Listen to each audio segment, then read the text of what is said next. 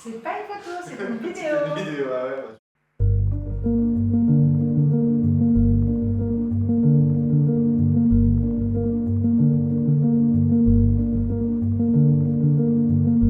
Ce que j'apprécie dans mon travail, c'est de travailler en équipe, de pouvoir travailler ensemble sur différentes disciplines.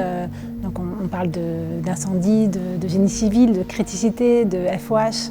Donc c'est très varié. Pouvoir échanger avec des personnes qui ont des compétences très différentes, complémentaires, et puis travailler en équipe. Le travail en équipe et la communication sont des facteurs qui me motivent le matin quand je vais travailler. La sûreté, il faut comprendre que ce n'est pas l'absence de risque, mais la maîtrise des risques. L'objectif, c'est de faire en sorte que l'on travaille dans des bonnes conditions, tout en permettant de faire avancer les projets.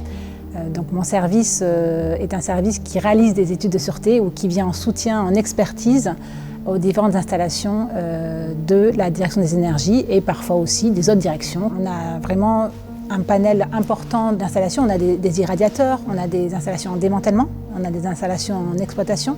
Un service comme le mien, c'est un genre de couteau suisse. On a toutes les disciplines qui sont regroupées pour pouvoir répondre ensemble à un projet. Donc c'est très diversifié, donc chaque journée ne se ressemble pas et c'est ce qui fait la richesse, je pense, de ce métier. J'ai commencé ma carrière chez Orano pendant 5 ans, où j'étais ingénieure sûreté avec une spécialité en criticité. Puis pendant 7 ans, j'ai travaillé à l'Andra. Depuis 3 ans, je m'occupe du service de soutien en sûreté-sécurité. J'ai choisi d'être manager pour l'expérience humaine, car être manager, c'est avant tout s'occuper des gens, communiquer et travailler en équipe. Depuis que je suis au CEA, la diversité des installations et des projets fait qu'on ne peut pas s'ennuyer, ça c'est clair. Les qualités nécessaires pour intégrer la filière sûreté-sécurité sont avant tout l'écoute, le partage, la communication. Donc il faut vraiment savoir comprendre, essayer de se questionner.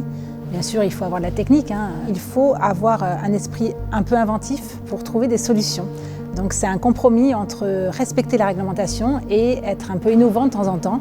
Il faut être curieux et comme je suis curieuse, ça tombe bien.